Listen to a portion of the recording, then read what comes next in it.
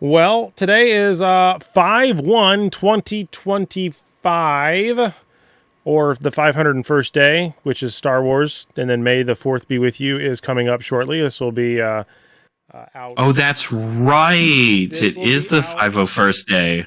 Right out after that. My buddy's getting married on the 4th, so congrats to you, Skylar. But welcome to Geek Speak. Alex, great to have you back. Thanks, happy to be back. It's been a hot minute, although I'm sure fun things have I seen you had a couple videos come out, or it looks like at least a couple videos come out. So, yep, yeah, I've got a couple things at least that I just pushed out. I've got a couple more in the backlog here for it. Obviously, it's been a pretty good time for budget Flesh and Blood players. I don't think I've ever seen such a hype around the topic of today for in quite some time.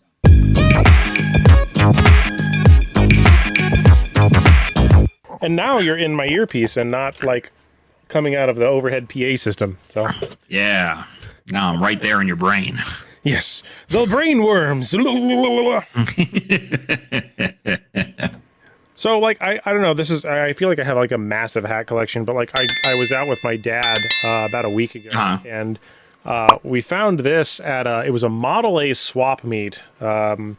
Unrelated to Flesh and Blood, but what was really interesting about it is apparently this is a 1930s or 40s cabbie hat, or at least they said it was, but it does say Mack Trucks on it, so I don't know. I mean, there is no made in anything sticker. Like, it is very much a, like, before stickers were a thing on hats. Right. But like, it's just, I like these flat hats. They're hard to find, and when you find them, I had to buy them. I was able to get this one for like $20. I was like, that's a pretty good deal. Like, I like it. That's pretty good. That's pretty good. I'm channeling my old manness, like my old manness with got my Fab hound. You kids these days in your action point generation, I can't even believe this. Oh yeah, back when I played, we could a high octane for days, and we would draw all the cards. Back in my day, the only thing you could crank was D's nuts. We had books. We actually had books. Yeah. We were educated. We would read. They banned them. They banned all the books. They banned the books, and now Wizards are suffering. You know, it's been crazy. Have you been attending your armories? Out of curiosity. As a matter of fact, I have. Yes. So I've been attending my armories, and I wanted to show you something. This is an intriguing concept. So most of, if not all of the times I've been playing now, because I mean, how long the gym packs have been out? I mean, at least almost 2 months now, give or take, right? Somewhere in that. It's been about 3. This is the 3rd month they'll be out. Actually, this will be the 4th month because High Seas come. No. Yes. Yeah, because it's May. Yeah, this is the last month for Gem Pack 1. Time's a thing. So, yeah. Oddly enough, if you were to go to one a week, what is the total that you would have been able to accumulate as a player? Because if you're awarded, if they do the whole one per, it sounds like 12 packs. If I'm 3 months of 4 one time a week would be 4 each week. Is it? Is 12 about sound right? Yeah. If you're going to one armory a week for 12, and you're getting a pack every time you're going to an armory, then yeah, that would be 4 packs a month, which is about 12 packs in 3 months.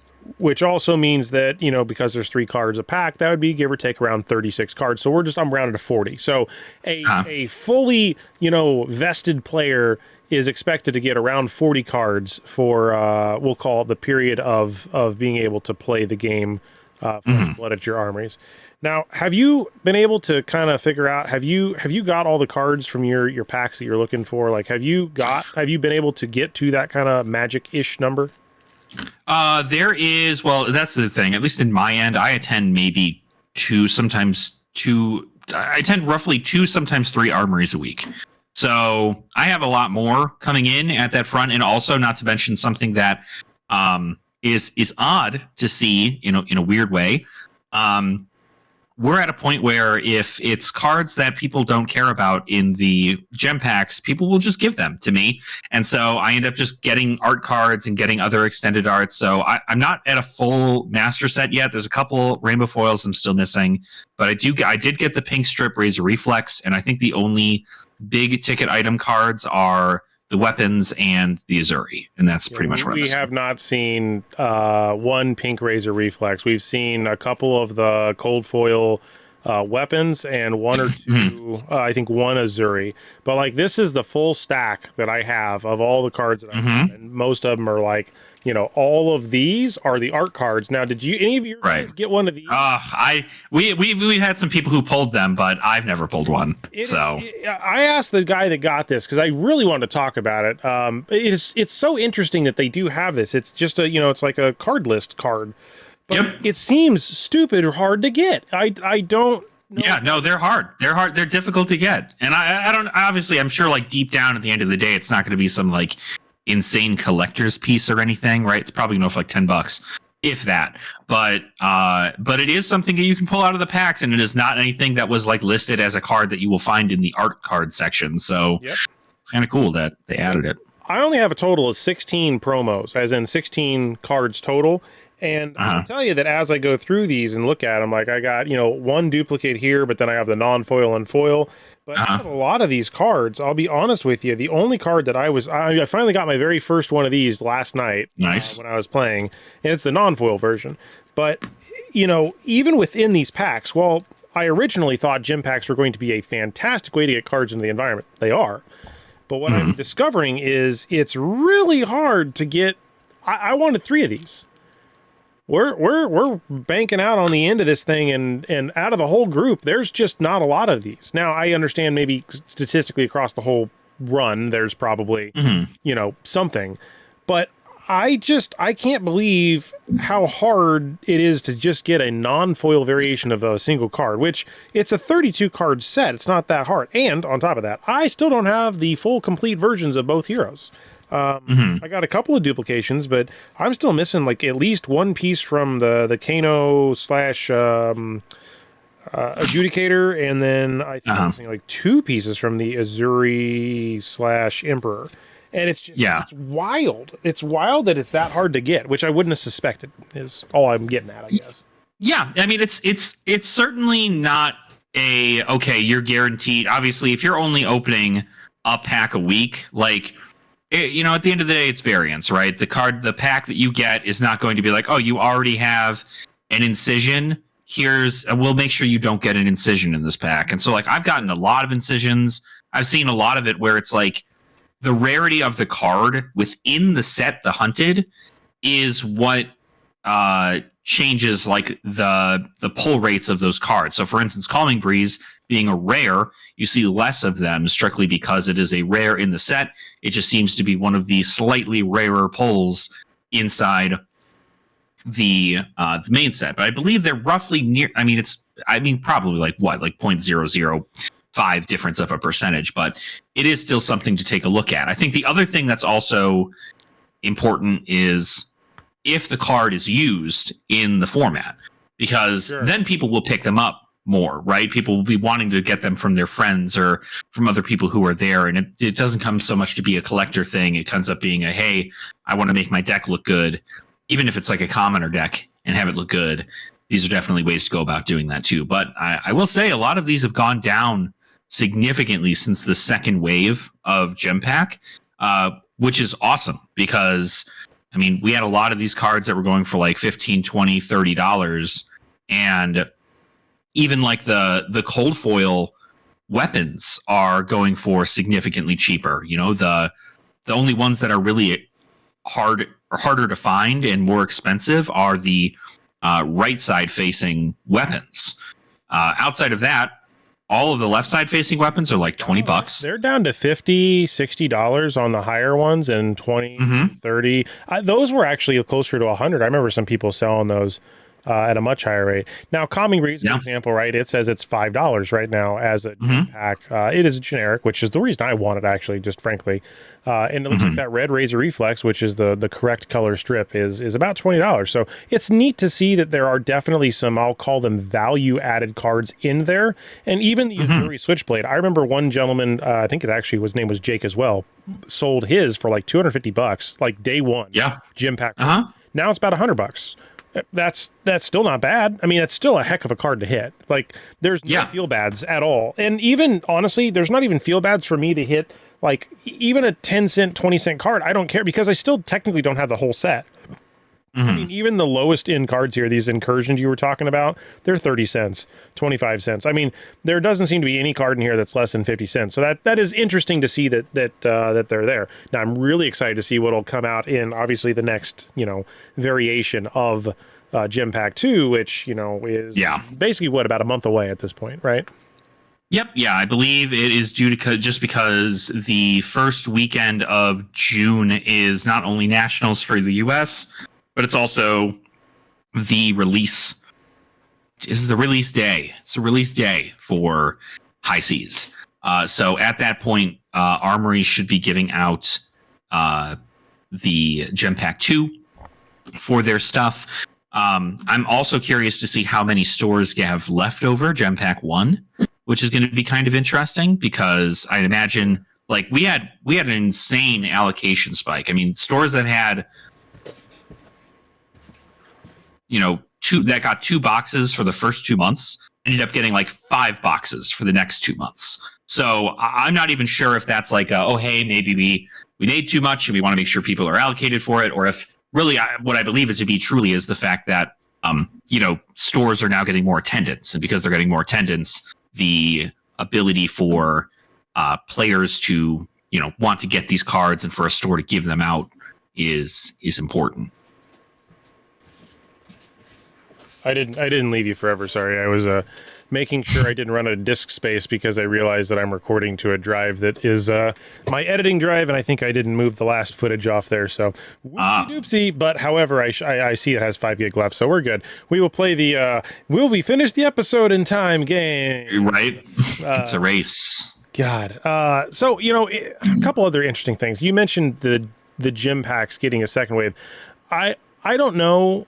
In the long run, right? Like, I think, I mean, I'm keeping like one. My goal is to keep one of each of these sealed. So, who knows? I have my Azuri sitting over there, just like my gold packet has the, fabled, crazy, higher variation of the, Moon Enigma. But, I'm never going to open them, so I'm never going to know.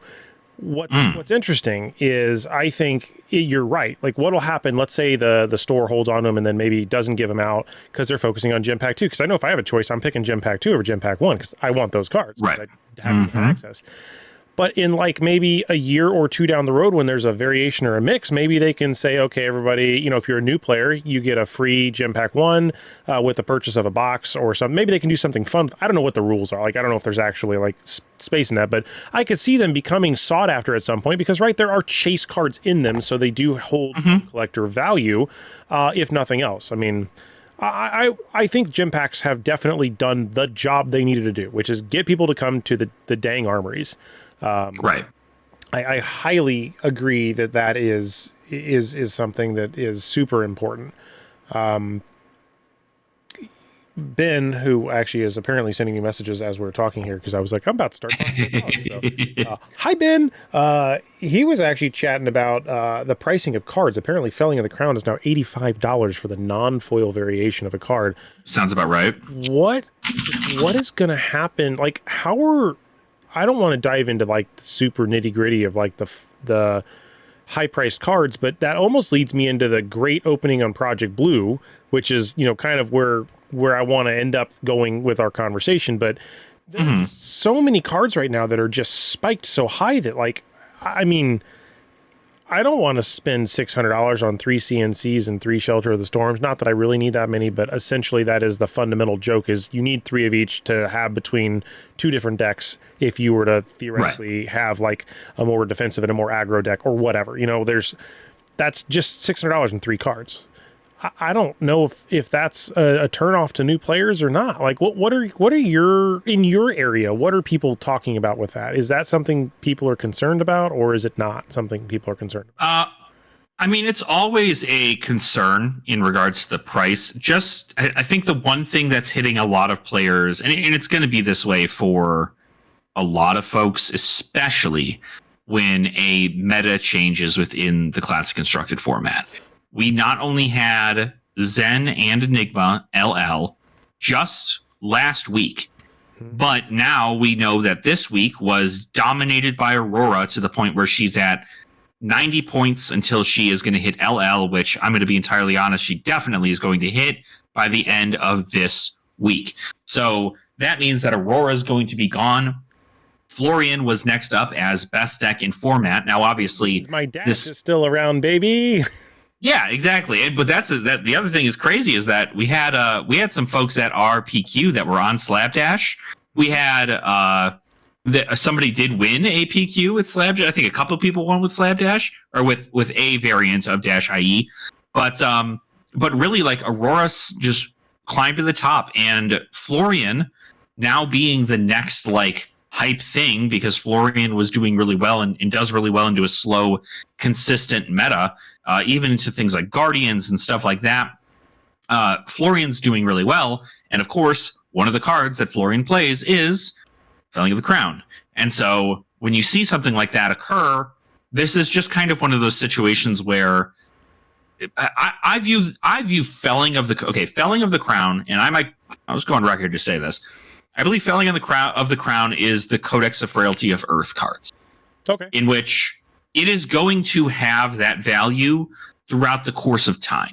And the reason being is because Earth heroes tend to run big swingy things. It's a card that interacts with your opponent in a way where you get to get closer to your own end goal of decomposing while also presenting a 2-card 8 that has your opponent rip a card from their hand. That's an incredibly good card. That's incredibly powerful. We see that. Obviously, Rune Blades have gotten like an insane amount of value since Rosetta. So Florian is currently moving to be top dog of that format. Now, obviously, if something just completely rocks Florian or any of the Earth heroes, because, unfortunately, not only Florian is doing this, but Verdance also is doing incredibly well for herself in the meta. And that's just kind of how it is. But I would say that it's definitely one of those cards where I don't expect it to go down a whole lot. I think if at any point it goes back down to like $50, you should pick up your copies if you're dedicated to playing CC. Let me be clear. Here's dedicated to playing CC.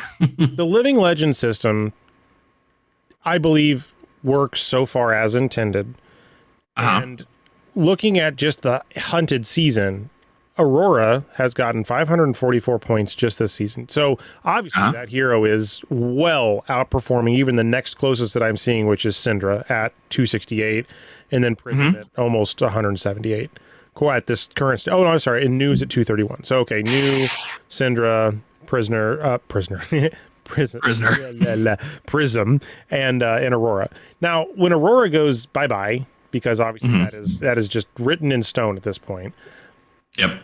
Things will reshuffle around, and we have 34 current legal heroes in CC, and then it would probably go to 33, but then we're adding 3 more, which would go to 36, and we're still hovering right around this 40 mark or whatever.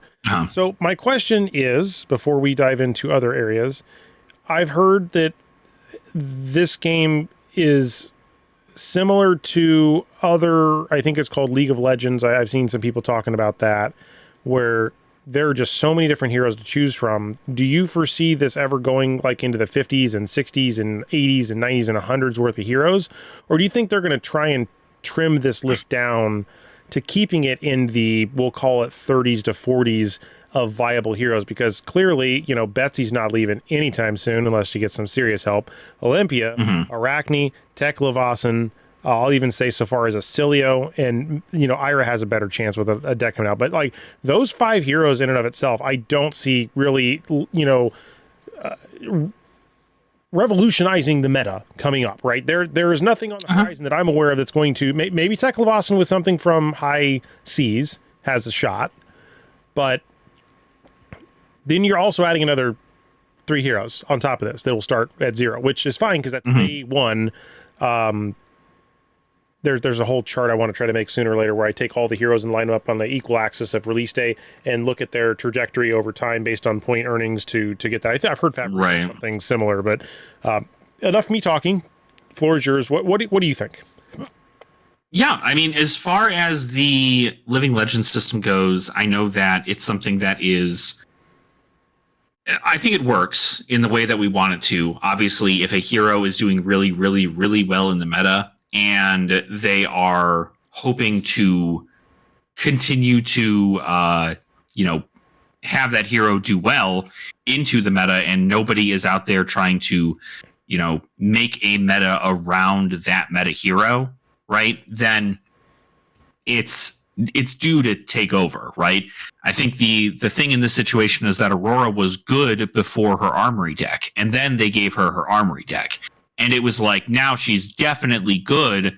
And like, she can still be beaten. I mean, there's some fringe decks out there that can beat her with no issue whatsoever. I mean, playing as Vincent, I don't know that I think I've lost to 1 Aurora in the like 20 Aurora games I've played in paper. I think I've lost to 1 Aurora.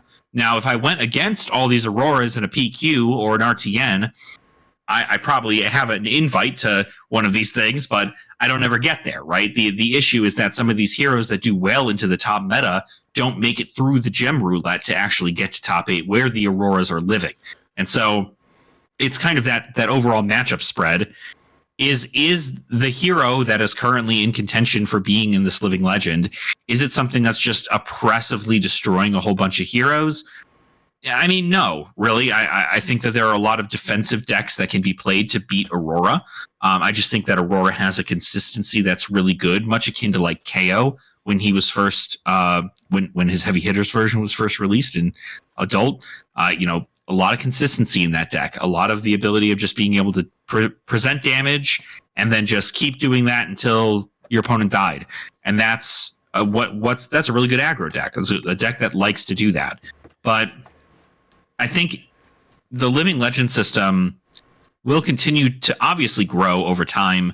They've made several changes to the points that heroes earn whenever they win in certain things. Like right now, they're this current season, as well as the RTNs, they've done it to where instead of like each hero gains 5 points for every win, it's instead the overall wins are divided within a pie chart to represent what hero did the best. That hero gets like the lion's share of that pie chart of points, and then everybody else gets something different.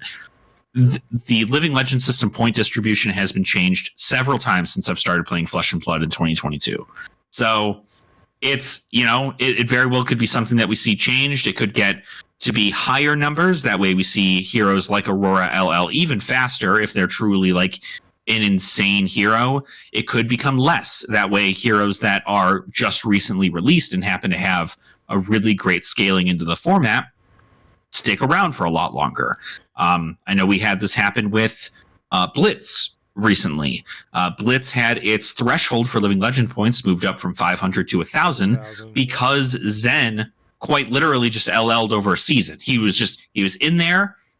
Nothing got banned in the Blitz format for Zen, and he got 500 points within a season and LL'd. And LSS was just like, we wanted people to have fun with Zen in the format, and they did, but now they can't, right? And he's just done within a season. That's something they wanted to avoid. Now, I don't know why they're not doing the same thing with Aurora, because Aurora just came out last set and is now already due to LL. The Armory deck just came out, and now she's due to LL. So I want to touch on one item, which would be, and we'll circle back to this because it's kind of tied to something I did at my Armory. So this is the deck I played at the Armory. After we were done, we were talking kind of, just the cooler, outside or just, around a lamppost, actually, I guess, technically. hilarious. No. We were we were the knights around the Latin table. Just whatever. we were talking about options, and LSS seems to do a ban all or ban no. Like there is no like, hey, this hero is banned, or this not this hero is banned. Sorry, but this card is banned in that hero compared to this hero, or for lack of a better word, this, like, I'm just going to say, like, High Octane could have been banned in Data Doll as the hero instead of, Max, or instead of all of the whole class or whatever.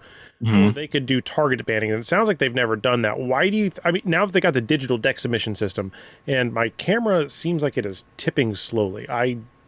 It does look a little bit like you're in a fun house kind of room right now. I'm like looking, and I'm like, I feel like something is off here. I keep going sideways, and I'm like, I'm not feeling something here. So while you answer, I'm gonna go make sure this thing is not gonna keel over on us. But why would they make the choice to do an all or nothing, which I know is cleaner, but like I feel like they could solve some problems if they did the individual bans. So. Yeah, I mean, so previously, if you're brand new to Flesh and Blood, you would not know this, but previously to the current way they do bannings, they did suspensions in Flesh and Blood. And what they would do is they would essentially suspend a card in the format until X hero had hit Living Legend. And then that card would become unsuspended because that hero was causing the most issues with that card. They were able to utilize it the best. They suspend that card temporarily until that hero hits Living Legend. Then that card would come back into the format. Right now, and for as long as I know, they have never done hero specific bans. This is not anything that I would hope that at some point they realize that this is what the community is okay with, because there are so many heroes that lose an insane amount of power when they lose out on one of these cards. And even with that card, they're like B tier at best. But without the card, they're way, way low on the table. And it ends up causing a lot of issues with the player base, just strictly because you want to be able to play the hero that you picked up, that you invested in, that you wanted to play. And so if you picked up freaking Aurora deck, right? And you were like, I would love to play Aurora, and something happens with Acilio, and because of Acilio's BS, whatever he ends up doing, Gone in the Flash and Channel Lightning Valley, you look centered now. But if Acilio ends up doing something insane and Aurora did not, or vice versa, right? If Aurora was doing really, really well and is doing really well, and they were like, okay, well, we have to ban Channel Lightning Valley and we have to ban Electromagnetic Somersault, because these are cards that are oppressive. They're causing a bunch of issues. We didn't want all these draw cards. We didn't want a 0-for-6 instant go again, or a 0-for-6 instant defense reaction.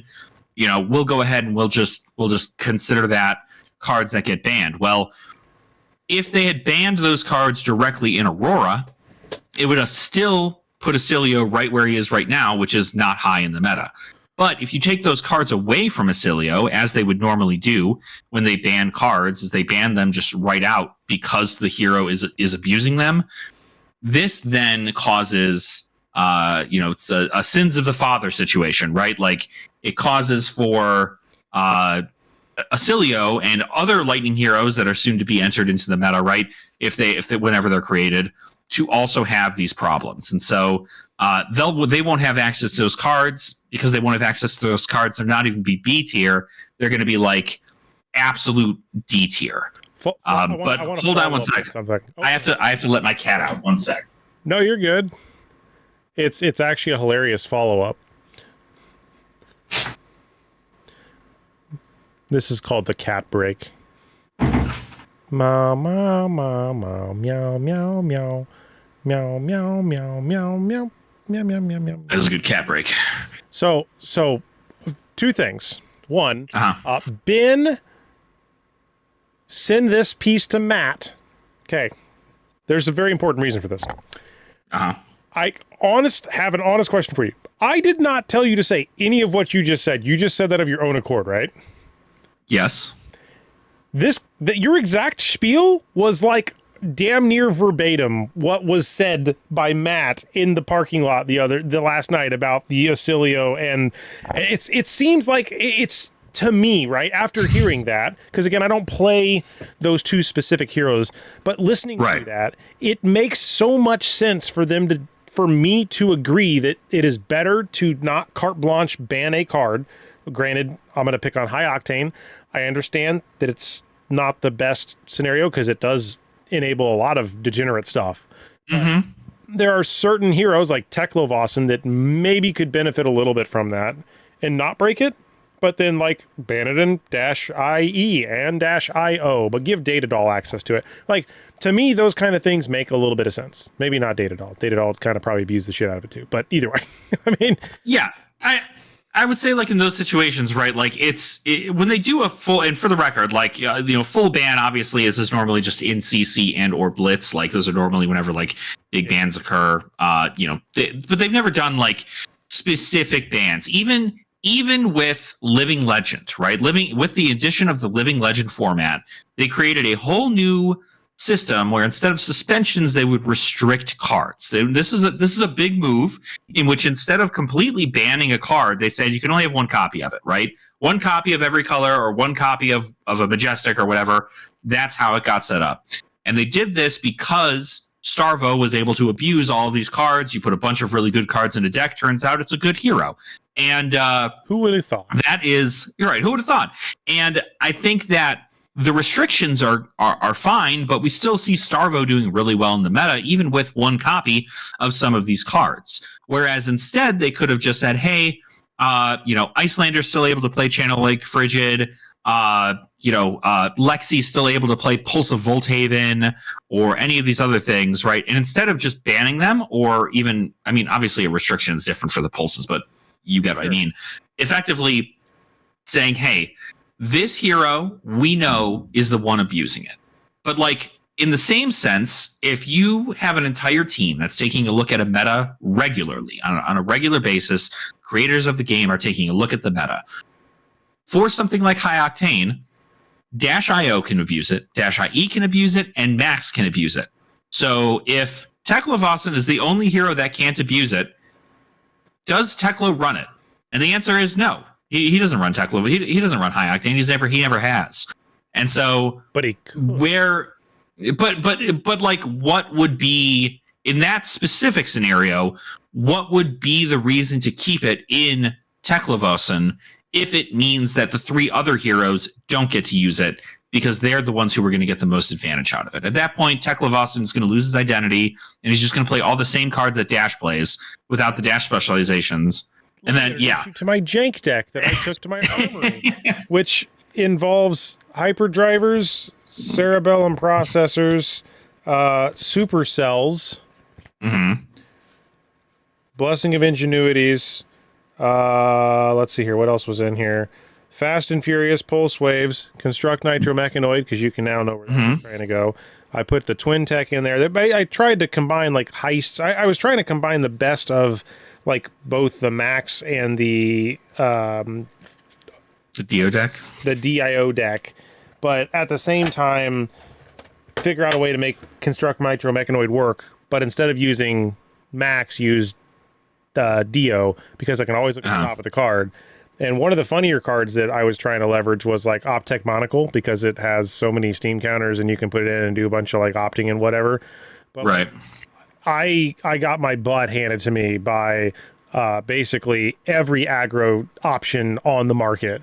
I even tried to go against a Jarl just to prove I could do it. And then at the end of the game, he had a -1 because I had a -1 counter on my mech because I was there, and he exploded my mech. And I just concede because there's nothing you can do at that point. Like, you're just good game.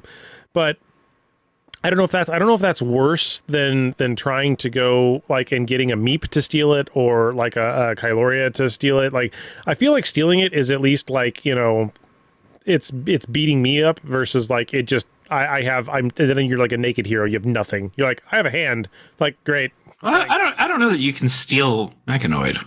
I don't think you can steal it. Is it? Yep. Stupid. Is it really? I'm gonna have to look now. Hold on. Is that really an item? Construct nitro mechanologist weapon equipment dash item. I thought I could search for the damn thing using Dash's ability, but the problem I have is you can't, because on the first side you would have it, it's a action construct, not an item, so I can't use 8 resources. Now, to be fair, though, I do believe that even if and this could be wrong, I don't have time to go over like judge questions, but I would imagine if this does get stolen, it doesn't get all the pieces underneath it, so like you just essentially get to stop the mechanoid. But I don't know, I could be wrong, but it's an interesting thing. I think it's, again, what it comes down to is like when you take a look at something like bans. Currently, it is just a situation where is this card being oppressive or being abused, right? Is this card being abused? And the answer to that is yes. It doesn't need to get banned. Yes. Does it hurt other heroes? Yes. But like it does not change the overall concept of a card by having it banned in one hero. Like I said, like Acilio has the exact same cards that you can play that are lightning that are in Aurora, and Aurora just does it really, really well. And Acilio can get there with those same cards, but normally is stunted by several other heroes in the format because it's a wizard and it's very defensive. It's very offensive. A lot of the cards don't block in there, and so the deck construction is different. Whereas in Aurora has a Rune Blade Fridge of like 9 defense value, and then also Electromagnetic Somersault, which is just like an insane card. Very defensive for an aggro deck. And the fact that they're able to utilize that in those fronts, that's why they're able to abuse these cards a lot more. But I think overall, like, I would love to see some like hero-specific bans, because I know a lot of Max players were really, really upset when they couldn't play Mechanoid anymore. Like you obviously still can, and don't get me wrong, like there's a Max out here in Colorado that like top 8s most of our organized play events, like the PQs. Potions in, like I tried to, that's why I was using Dash, trying to get multiple action points to make the actual do something useful. But gosh, maybe I need to go meet with this Max guy or interview him, because you line that up, because I would just love to pick somebody's brain. Like, how? I have a video I'll show you. Literally, one of our locals interviewed him for one of his videos, and I mean, the guy is insane. I mean, he's consistent, and I kid you not, consistently, even after the high octane ban, has gotten Max the Hype Nitro before the Armory deck even to top 8s of PQs and of RTNs. Wow. And has consistently done that. And so I don't know whether or not it's people just assuming and not testing into Max, or if it's just a situation where the value is still so good in that hero that, if it gets online, I kind of view Max a lot like I view Fang, right? Fang normally kind of rough whenever you're first starting, because you have... you need to get fealty tokens in order for you to get online, and then once those fealty tokens are on, you're in such a good spot to just continue rolling. It's a completely different game. The same deal that at least my matches with this Max player have been the exact same way, in which I'm like, what, normally what's your game plan into these other heroes? And they're like, honestly, I get my Nitro Mechanoid out. If I can get Nitro Mechanoid out within the first 4 turns, I'm in a good spot, and the rest of the game is mine. If I can't, and Mechanoid comes out at like turn 8, or if I like banish 2 of them and I don't see a supercell or something of the sort, I die. And I'm like, okay, so that's just it. So not that the whole deck is based around Nitro Mechanoid, because there are ways to do like crazy moonshot stuff or whatever, but that's kind of what it comes down to. So I'd say it certainly opens up, bans open up for a lot of creativity, but it is, as I had said previously, it is definitely a sins of the father situation for this. All right. Well, we're going to shift gears hardcore, and we're going to go into Super Cruise. very similar to a question that was kind of brought up earlier with the discussion around the new project or codename Blue, Project Blue. Project Blue. I've been contemplating, and again, several conversations from the other night I'm bringing over to here because I'm curious, but like Fab sold me on the never rotation format, as in it would always be forever legal for the most part, except for the heroes that would change out, right? That was the dream that was sold in the little box to me. Well, we now have several formats: Living Legend, we got Blitz, we got CC, we got UPF, we now have Project Blue, or whatever we want to refer to that as. We have your version, Clash, or the community version Clash. We have other variations, Draft, all those other things. But if you look at the constructed formats, when you stare at Magic the Gathering, there was a Type 2, which was, I think, a standard rotation. There was a Legacy, there was Vintage, or maybe those might be the same thing, and then there was like Type 1 or Type 1.5, which was like extended.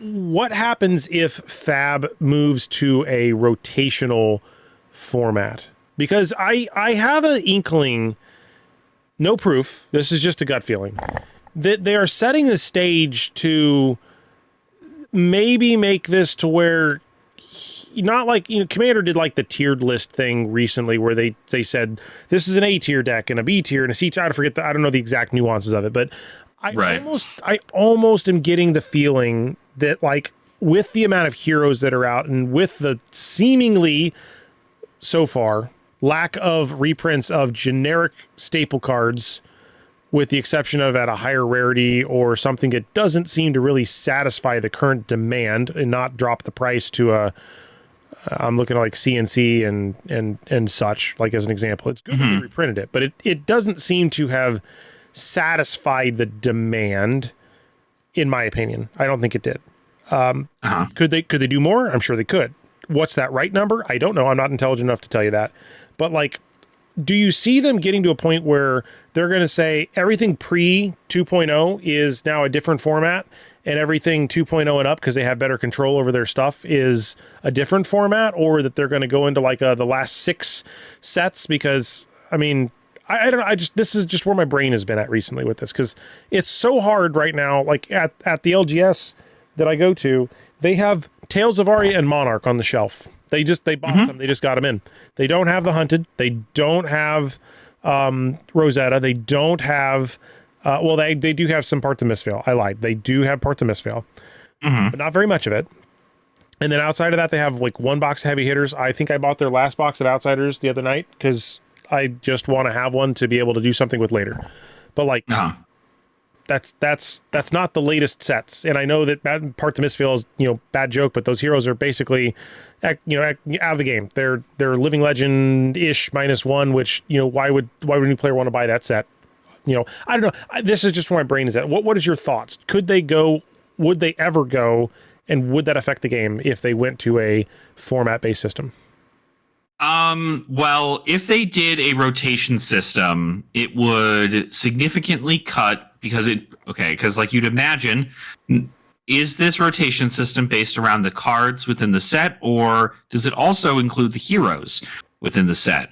Because if you just rotate out WTR, like, bye-bye, bro. Bye-bye, Cat. All 4 heroes get removed from the format. They're already, no offense to any of the people who are playing these heroes right now, they're already removed from the format. Like, they do not have the ceiling right now to be able to stay in play with other heroes. Now, of course, Viserai got awesome stuff from Rosetta and was able to hit that Living Legend mark with the help of the new Runeblade cards. And that is what I'm expecting we are going to see when new sets release, is that they're going to just continue to kind of put in new cards that are going to help assist these older heroes to kind of put them nearly on par.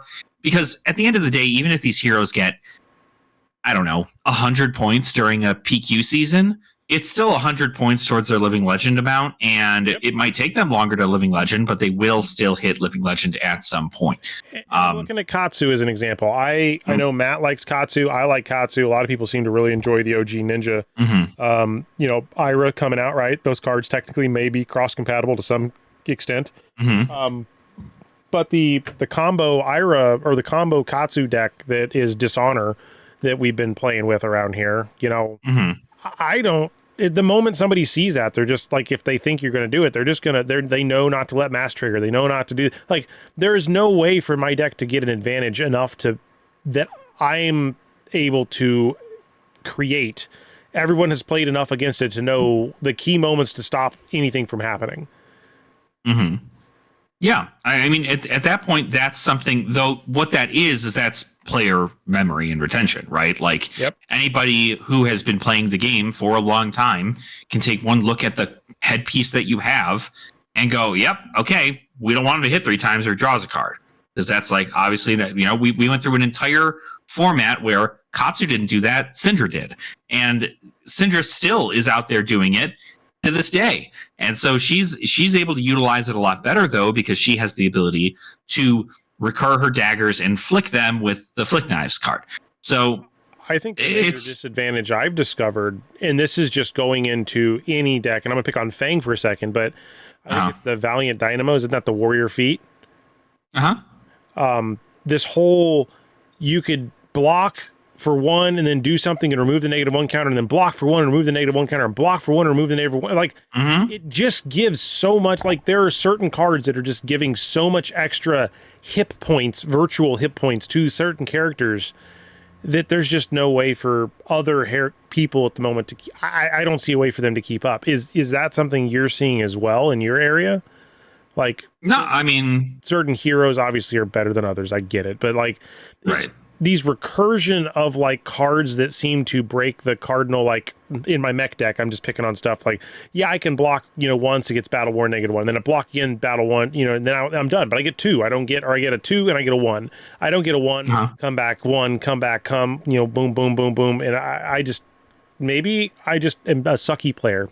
I'm a sucky player. But like, there's also, there's also like this whole thing, like, I don't know. It bugs me. It bugs me so much that these super aggro decks are able to like leverage some of these like hyper defensive cards, I guess. I mean, to be fair, like Valiant Dynamos came out well before Fang did, and like it's a card that's been utilized in that front for a long time, and even without Fang, like, the card is just, it's a good card. The reason it stays at the price that it does is because it allows you to recur those action points. But the important thing about this whole thing is that you have to swing with both of your, you have to play a hero that has 2 weapons, right? Not every warrior wants to play 2 weapons. And so therefore, Valiant Dynamo might not have value in those heroes.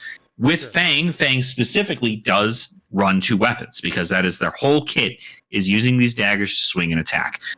What he also does not get access to as a hero that runs daggers is any of the cards that affect swords in Warrior and not daggers. And so Valiant Dynamo is really, really effective in that hero strictly because obviously being able to recur that is great. But if you're going against an assassin who rips 3 cards from your hand in the matter of a turn, and you only have 1 card left, and it's not Draconic to give your attack go again, or you don't have any way to give your attack go again, you do not get to refresh that counter. And you have to meet that requirement in order for that to happen. That's why I believe that even though there is that aspect of like, okay, yeah, a recurring point of defense value is rough, it is something that a player has to work for. And if you get tempo on your opponent and you're able to force cards out of their hand to block or rip them out of their hand by using disruption. Quite a bit. There's a guy here playing Vincent, and it was just constantly like, discard a card, discard a card, discard a card. Holy crap. Like, I just couldn't keep up. Which I get it. I'll become a better player one day. But like at a certain point, I just, if the number game is not there, I can't even math. Like, there is just no math that makes that work. Yeah, well, I mean, you also have to think about that, like, even if you consider Katsu in the situation, Kodachis are some of the best weapons in the game because you just get to put people in Kodachi lock. Like, if you get your opponent down to 2 at all ever, it is your game from that point forward, so long as you don't, like, misplay and die to an attack reaction. Like, that is your game because you have to force them to have it. And when you're sending those, I mean, like, when you're sending this value consistently, 1 card with 2 value over the cost of 2 different cards, you're putting your opponent in a situation where they feel almost oppressed to be able to be like, okay, like, I have to give 2 cards to you every single turn. If I don't, I die. And they have to just keep doing that. And then if you attack with another card, you keep doing that until eventually you just present awful damage. And if you present awful damage, your opponent gets to get tempo. That is the give and take of Flesh and Blood overall. Sure, there's really good legendary equipment, but, like, you could say the same for, like, heroes who get to use Tunic and heroes who would much rather run, you know, tectonic plating for some reason, right? Like, using Tunic as well too, by the way. Yeah. Yep. And so it's what I'm saying. Like, there's value in all of these things. It just comes down to, like, I guess, like, was the concept, like, if we rotated out these cards, what would the format look like? Is that kind of like the concept, or? I don't know. I'm not trying to, like, complain. I'm just, like, curious about what it would look like. You know, again, I don't know why the inkling is there, but it just seems like with all these different format concepts that there is a world where there could be a decision made at some point, and I don't know what the trigger or reason would be why, but where they might get to a point where they're saying, yeah, your heroes are legal, but we're only going to allow the last 6 to 10 sets because something in a design process broke something way back in the day that they now can't, kind of like Art of War. The reason it's banned is because it functionally, they said, it kind of prevented or stifled their creativity.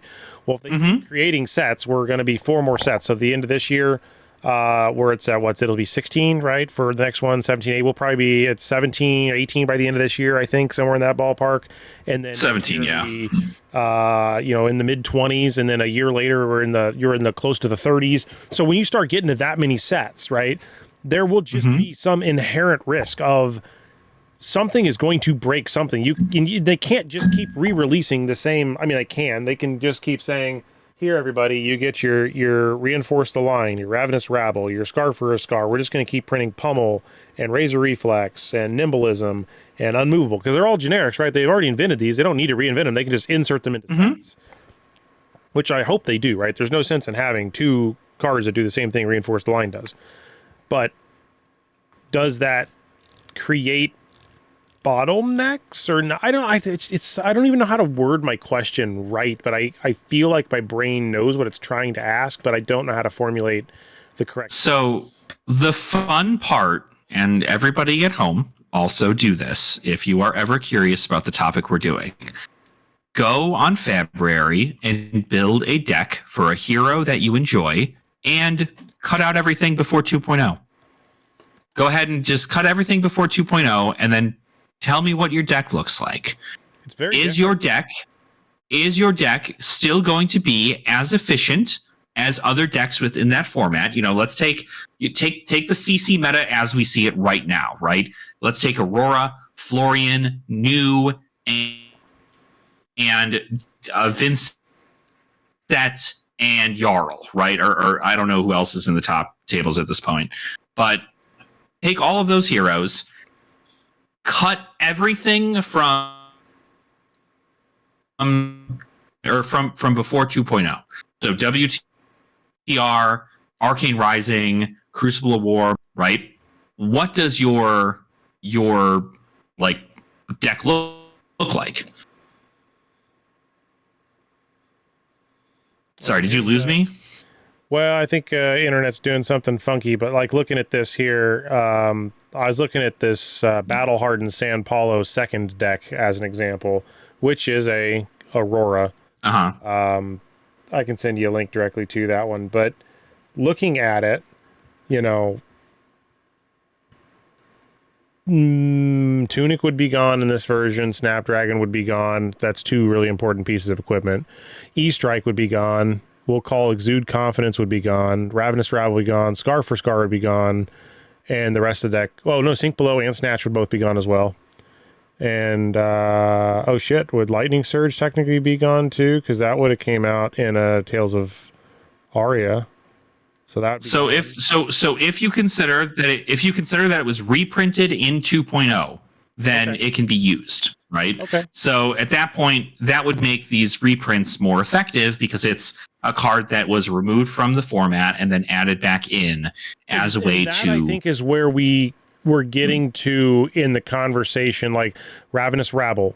It came out, It's been now reprinted in several, but including Outsiders, it was. But is Outsiders a 2.0 product? Technically, it is because it came out after, but it was like an early 2.0 product. It was early on in the 2.0. But part of this stemmed from the fact that I mentioned that they had reprinted Razor Reflex, and now it's a rare versus a common. And where the original conversation kind of started from is that why have they not reprinted almost everything? Because at a certain point, right after so many sets, there's only so many flavorful things they can keep injecting. But if they're going to not reprint Looking for a Scrap from Outsiders as an example, there might be a reason they don't reprint that. Because they could get to a point again where they say, yeah, that's only legal in this version where it's the last 6 or 7 sets. And then this down here is the forever, just play just like you used to. Everything's legal over here. Maybe that's the case. I don't know. Like I said, that's kind of where our brain was going when we were talking about it as a group. Yeah, absolutely. I think like when it comes down to what you're expected to see, you're due to get a lot of this, and a lot of these cards are reprinted for the limited variety, right? Like I would agree. Kind of the reason why a lot of them are reprinted is not because they're like, oh, we need to make Razor Reflex a rare, or because like people are getting too many of them too quickly and it's a good card. It's simply just like, hey, in the limited format, we want this to be harder to find because it is going to be incredibly effective within this limited format, and which makes sense, right? With that. Yep. 100%. Yeah. So in these regards, like seeing those reprints, they would have more impact in the format if they were true reprints to allow to be added in to a rotated format. But then the issue becomes like, okay, is there ever a 3.0? There are people who assume that 3.0 was with heavy hitters or bright lights when they started doing the expansion pack stuff. Like, is that where 3.0 starts? Is 3.0 even ever going to be a thing? Is there a reason for 3.0? Yeah. There's a lot of this. And so like a lot of variety. Because you're right. The expansion slot really fundamentally changed. Or do you count when Armory decks got released, which is really about the same time with, the KO deck starting off. There's just so many things that could be said about the variety of how some of this works.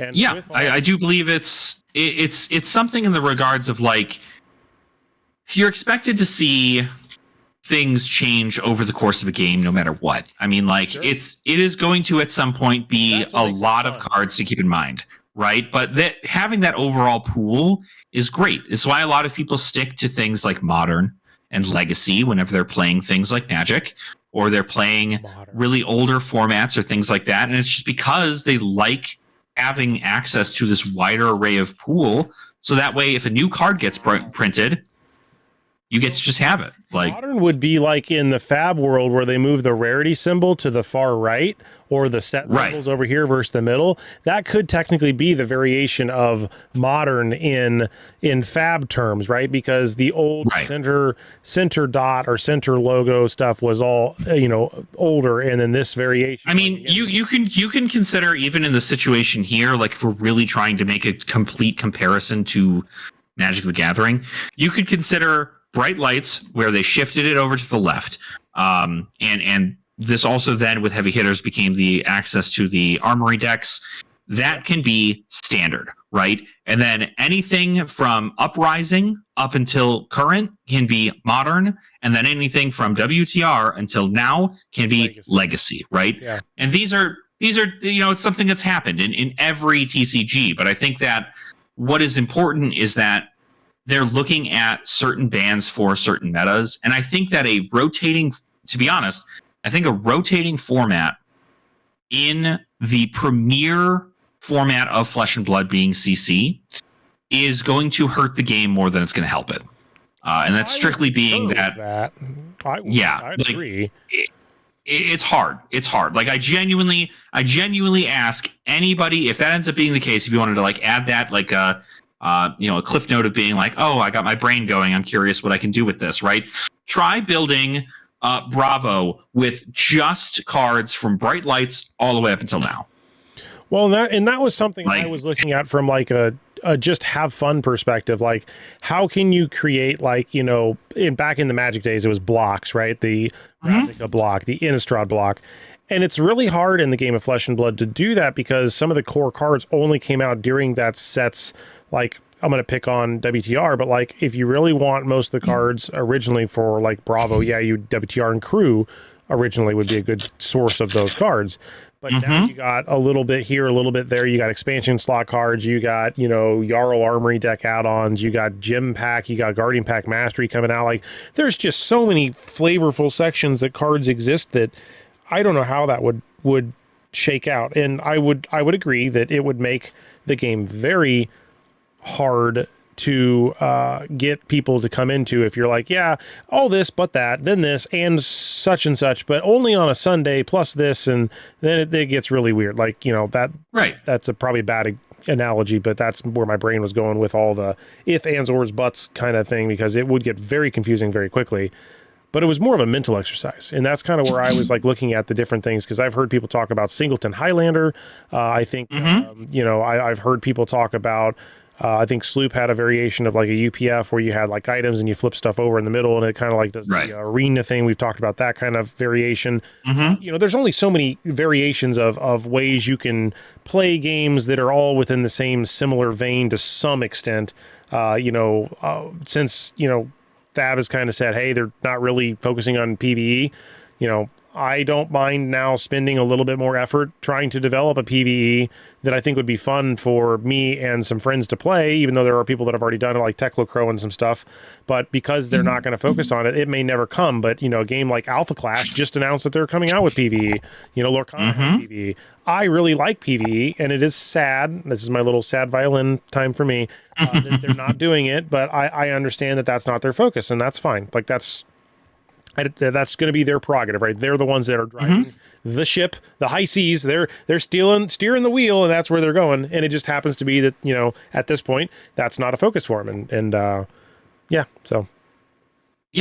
think it's what it comes down to. And this is something that, again, as somebody who is assisting with building two fan-made formats, technically, if you want to consider what I'm like the amount of stuff I plan to do with Project Blue, 3 formats, but the best part about a card game and about a community of people who really enjoy the card game is that we all have the ability to gather people together and say, hey, here is a rule set. Let's try this rule set, see what we think about it, and then just like test out some theories. And doing stuff like that is incredibly effective towards not only the possible growth of the game, right, but at least giving people an idea of what you're looking at for like the official format. This is how fan-made formats like Commander come to life, is that you say, hey, I want to play with only cards from Bright Lights until now, but you can play with only the heroes from Bright Lights until now, right? Let's say we just do it in a block, right? Yep. We block them throughout like 6 sets. Right, so we do 2 years of sets. So we'll have, 1.0 is 2 years of sets, and then it's Uprising through, Uprising Dynasty, Outsiders, Dusk Till Dawn, it would be Bright Lights, Bright Lights, and then Heavy Hitters. Right, those are like the 6 sets, and then you move into the other ones, right, which are the current ones that we're looking at now. The other thing that I also wanted to touch on real quick for the sake of people who are curious if this is to become a rotated format.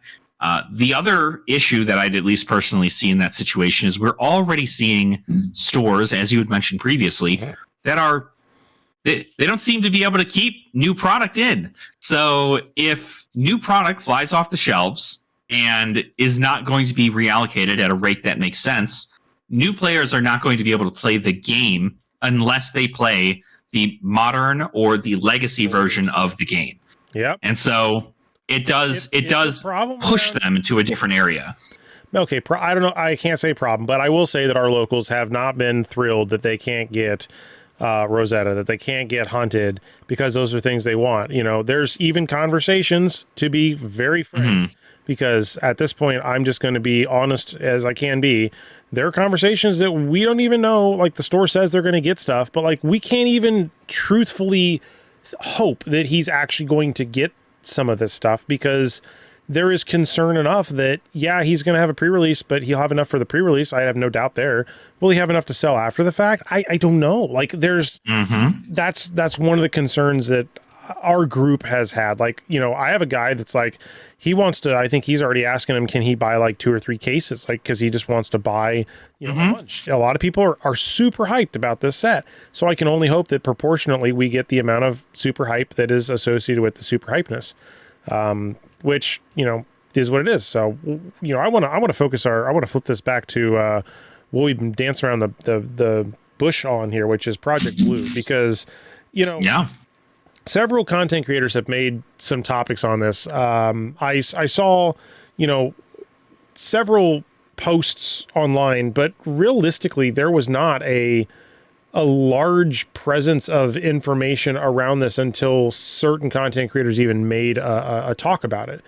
And it is kind of odd for a lot of reasons, in my personal opinion, why it was so, I don't say hush hush, but like it was so awkward to like not know that this was a thing until it was already kind of a thing. And then when I joined the Discord, it was really because, you know, and this is another damn Discord, by the way.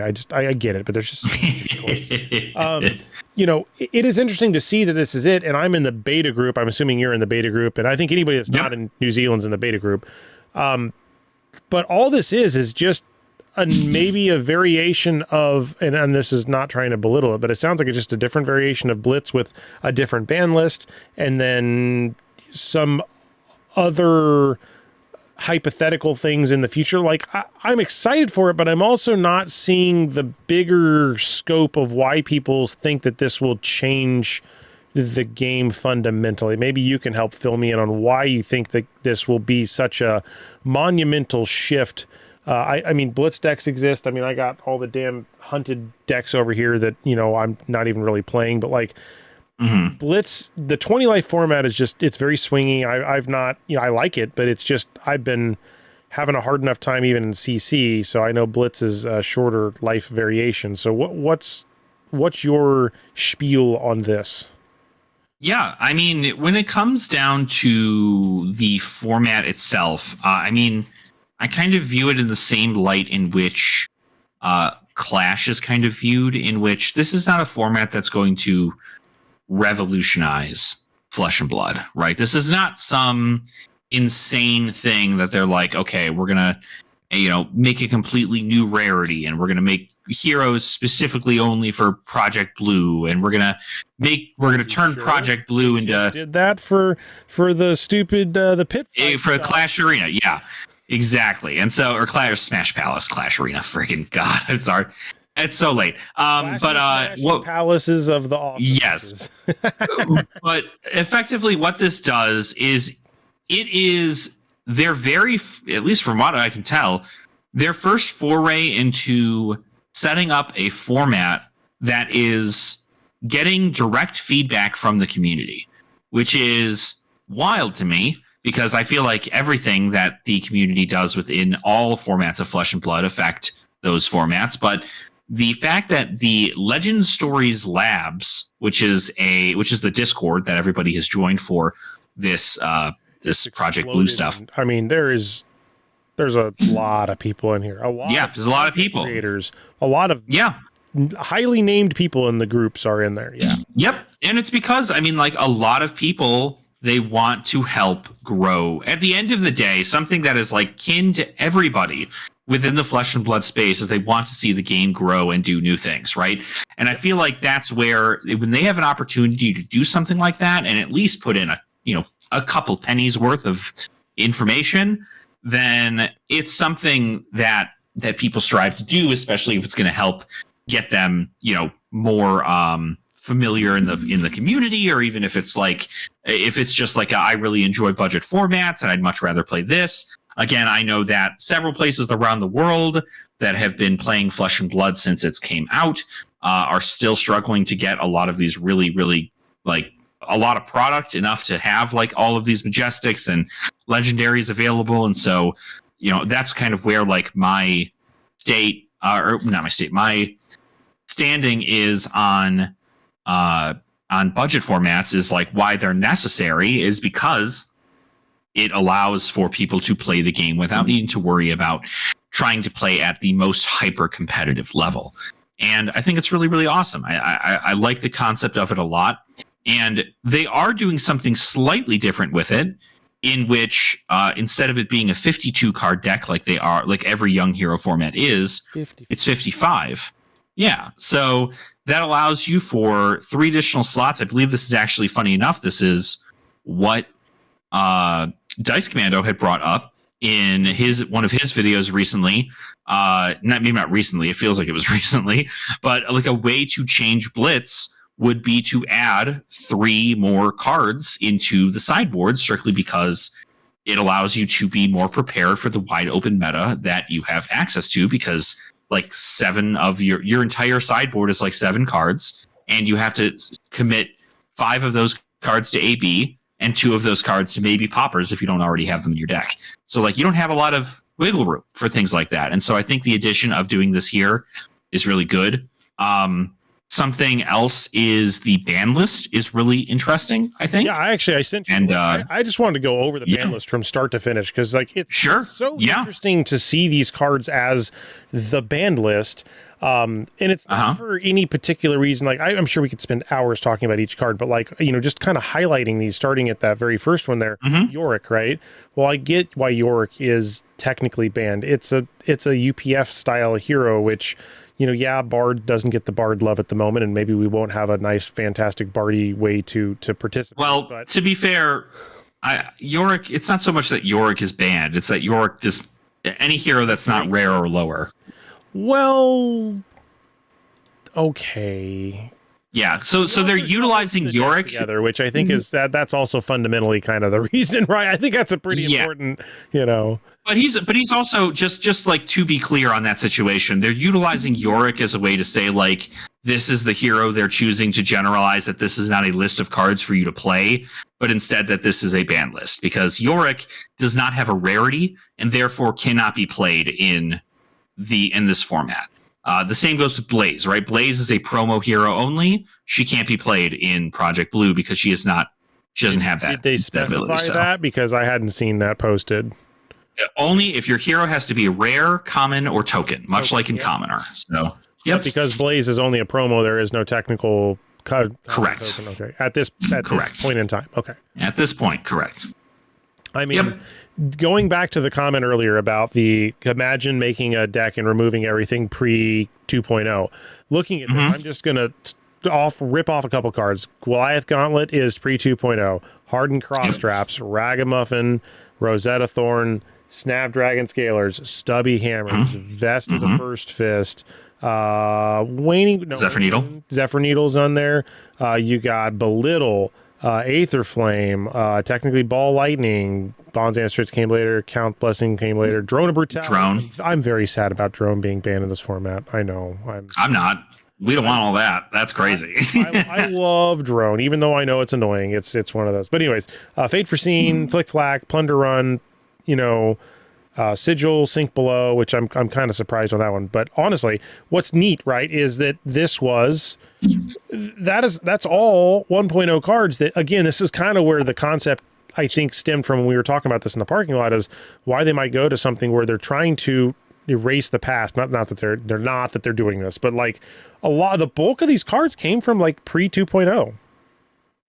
Absolutely. And I think what it comes down to, though, is that it's not so much that it's just directly the fact that they are pre 2.0. It's the fact that these are some of the biggest offenders for a format like this, right? I mean, the fact of the matter that they went as far as to take out Rake the Embers in this format because they know that Dromai is an available hero to play, and playing at a 20 health format with the ability of playing Rake and all of these other dragons and having access to all this new Draconic stuff that came out. I mean, like, it's, there's a reason that they got rid of Rake. Electromagnetic Somersault, a card that is contentious right now in the Classic Constructed format, is also banned in here because, who would have thought 0 for 6D react pretty good.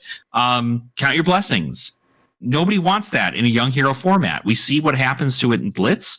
It's oppressive. Nobody likes it. It's not a fun thing. Bonds of Ancestry, same deal.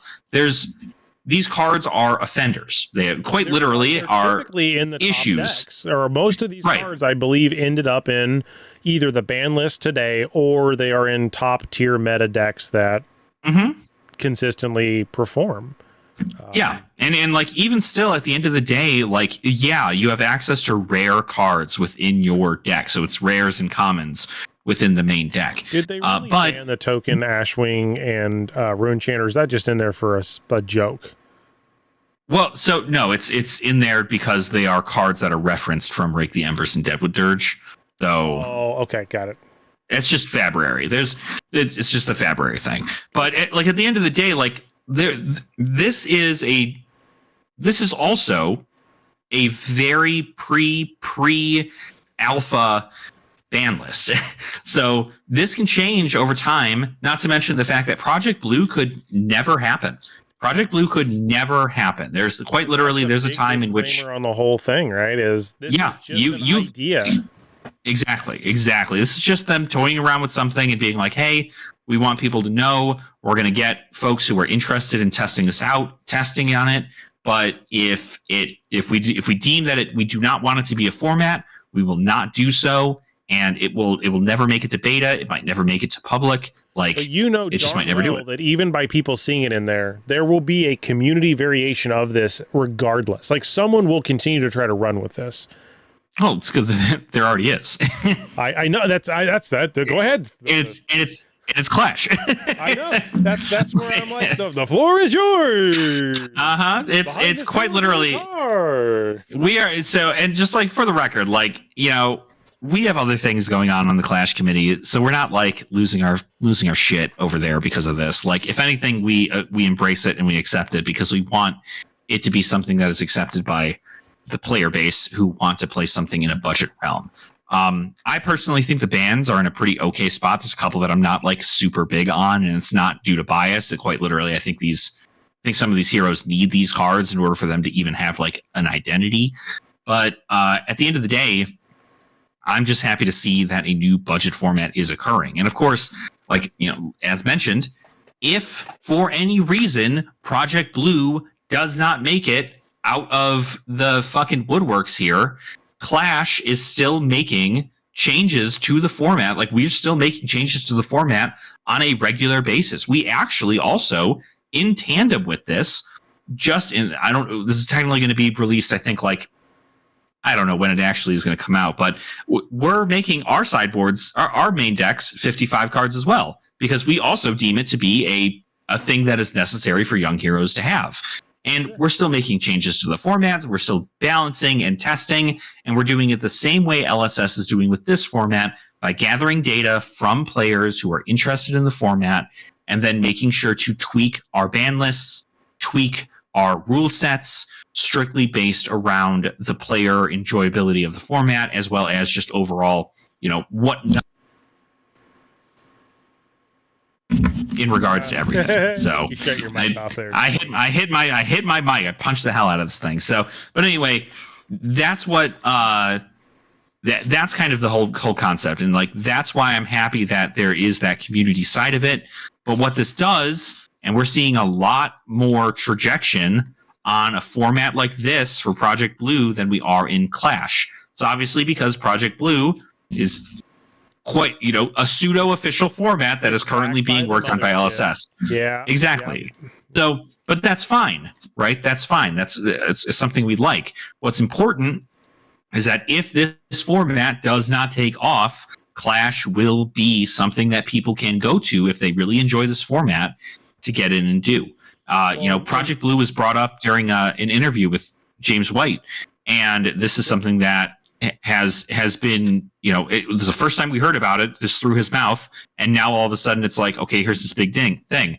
I know that as a content creator for budget formats, I have been reached out by several creators in my DMs, just like, hey, you want to do a thing? And like, we do some Project Blue stuff. And I'm like, yeah, absolutely. I'll play Project Blue with whoever the hell has time for me. But it is, it's something that I just like overall, no matter who's in charge of it, whether it be the fan base of Clash or it be LSS doing something there, I'm just happy to be able to be a part of something big in the overall growth of the game and really show that like there is fun to be had in these budget formats, and it's not just some kind of swingy mess that's never going to get fixed a day in its life. Well, and I would love to do more with this as well. So, I even looked at joining the League That Means Nothing. I was talking to Az a little bit about that as an example.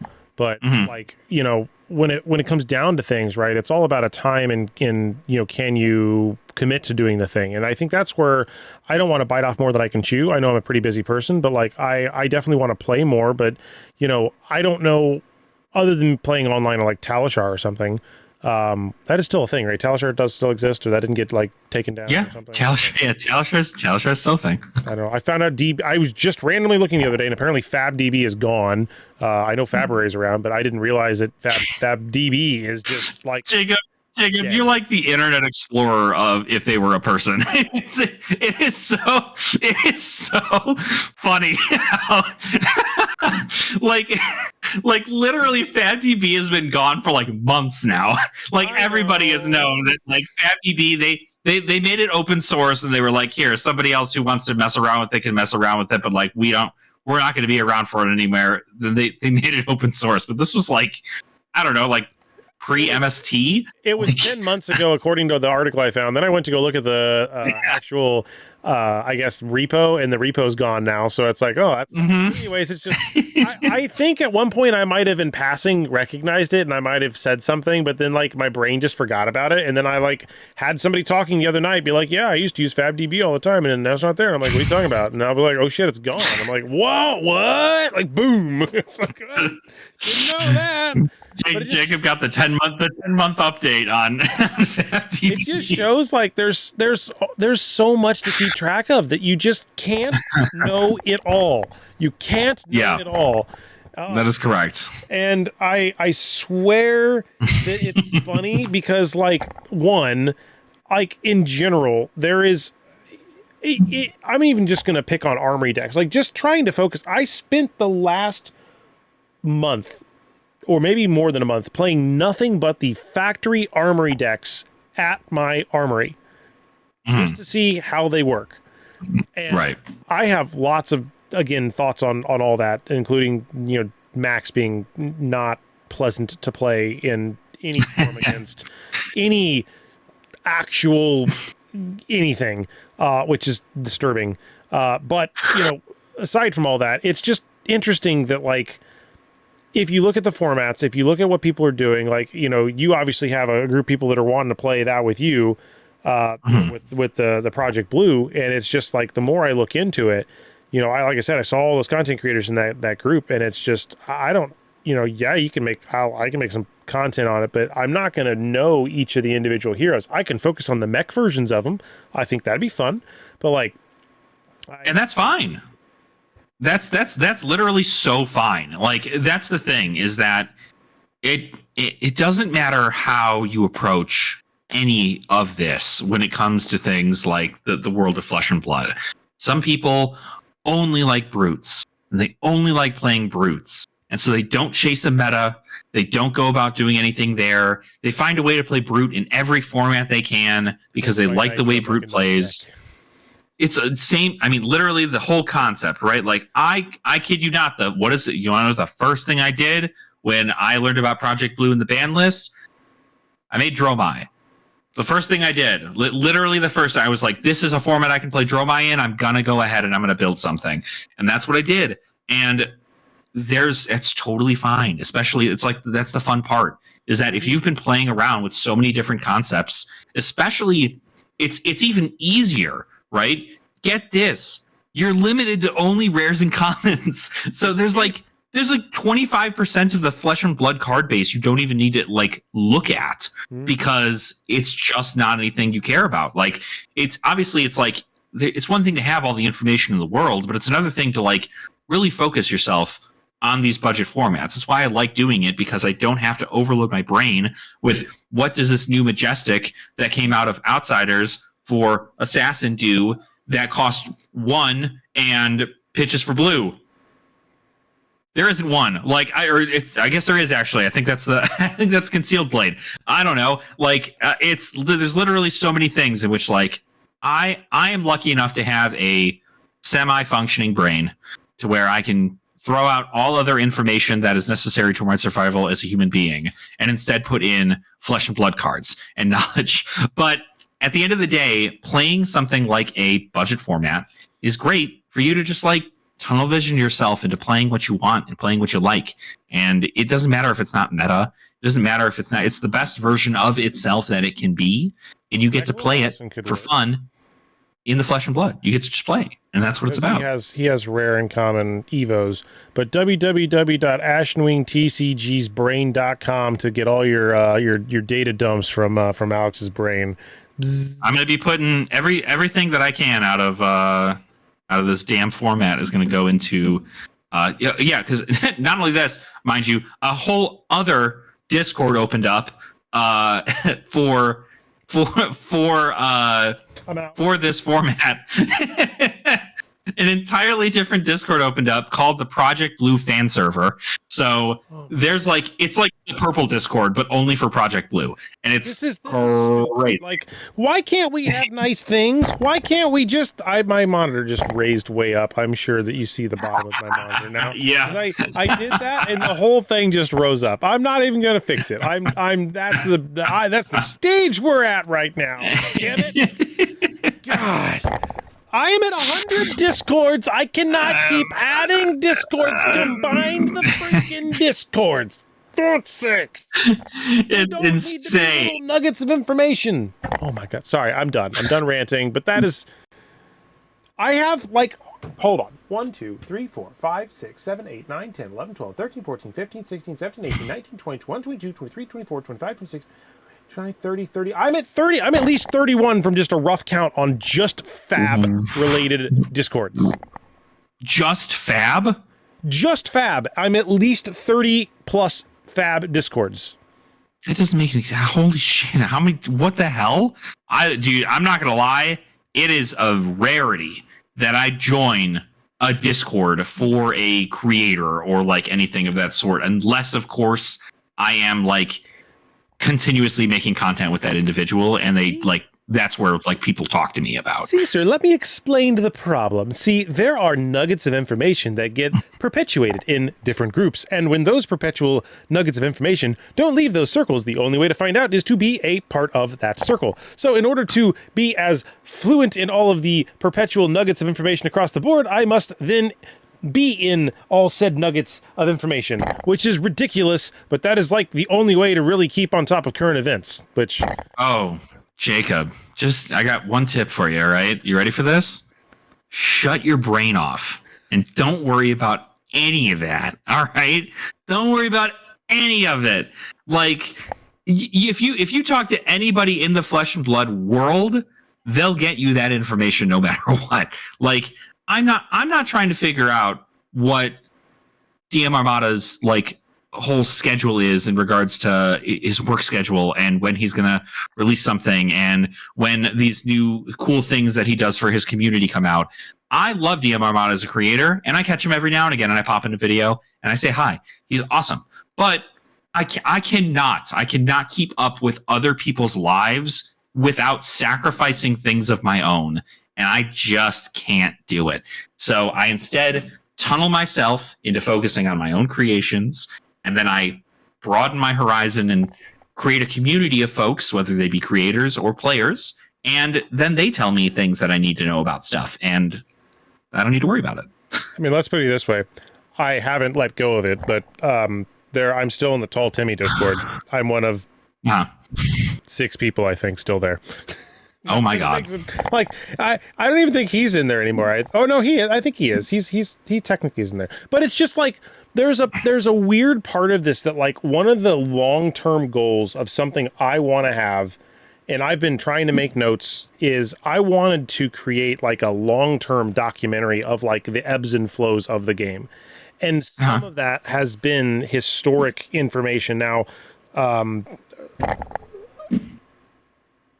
guess I'll just say it, but like the people that end up, leaving but deleting their content, it makes really hard to add things to a video if those content pieces are gone.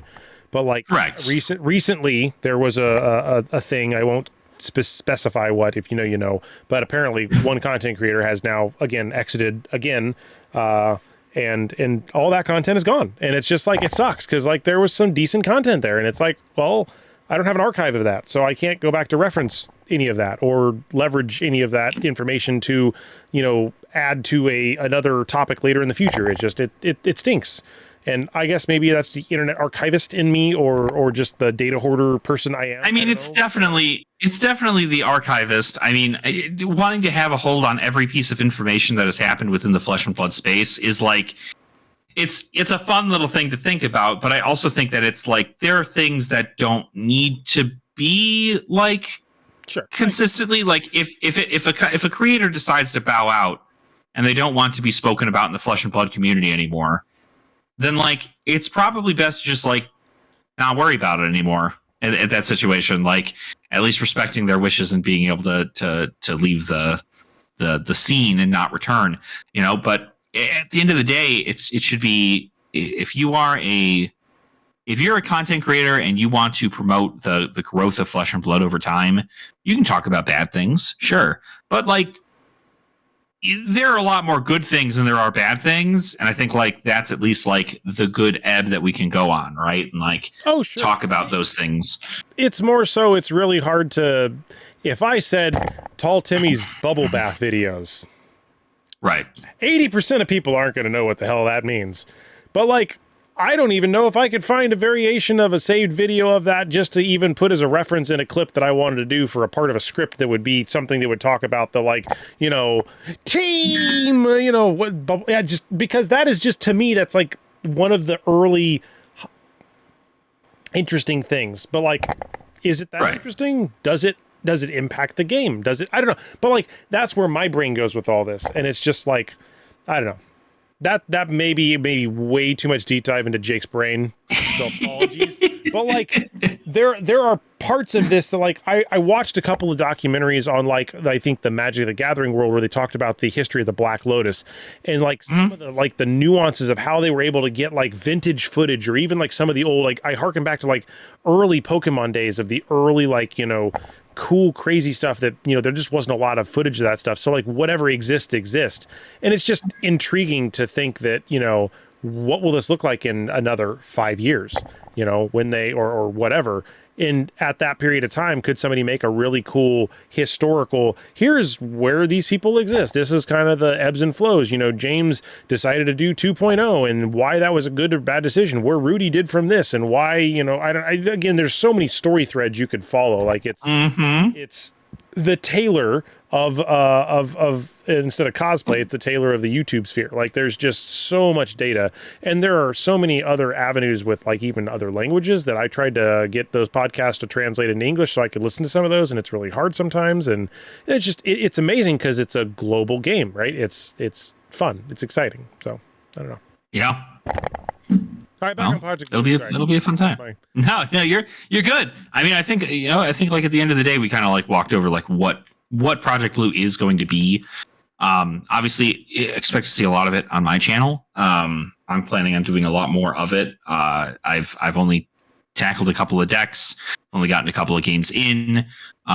Probably going to be. I know I have some stuff coming up with a couple other content creators within the next week. about Project Blue, and I'm just excited to play. Like, just keep playing more things. I'm eventually going to get to the point the same way I have a battle box for what do you call it? Commoner. I'm going to have the same thing for Project Blue, and hopefully I'll have something along the lines of that for Clash as well, as I continue to just like get more things. But I think the format's going to be in a fine spot. It's going to continue to grow. Things will change. Things will move. I'm not sure what those things are going to be, but we'll see. I mean, like, again, like the perk of Flesh and Blood is, yeah, you get to just make those changes. Like, you're even if it's like, okay, cool. Like, yeah, I don't like this format because I think that Rootbound Carapace needs to not be banned because I would like to defend in my Earth deck. And if that's the answer, then like, that's awesome. You can play things like Clash. Clash is a format that allows you to do it, or you can, of course, voice your opinion in the Legend Stories, Legend Story Labs Discord whenever the beta phase starts, or unless you're in the alpha phase already, and let them know that this is something that is oppressive and not making it fun for these heroes. It's going to be hard pressed to make every hero the best, because you can't do that. Like, you can't make every hero the best hero, but you can at least make archetypes work within the format, and I think that they're working towards that with this ban list. Here's a question for you then, because this is something that, it's probably very different in your ecosystem than here. Our armories are between 6 to maybe 8 to 9 people, give or take, right? Like, that's about the draw we're getting, closer to the 6 most of the time. Sometimes we'll burst to, I think we had 7. We had a bye, so I think we had 7 last time. We didn't even hit 8. But we're playing CC. That's the style everyone's playing. I understand that UPF is not a format that most of those folks openly want to play. I mean, they'll play it, but maybe not for the format. But when you start thinking of all these variety of formats, Commoner, CC, nobody's really playing Blitz around here, but you could play, again, maybe Clash or something else.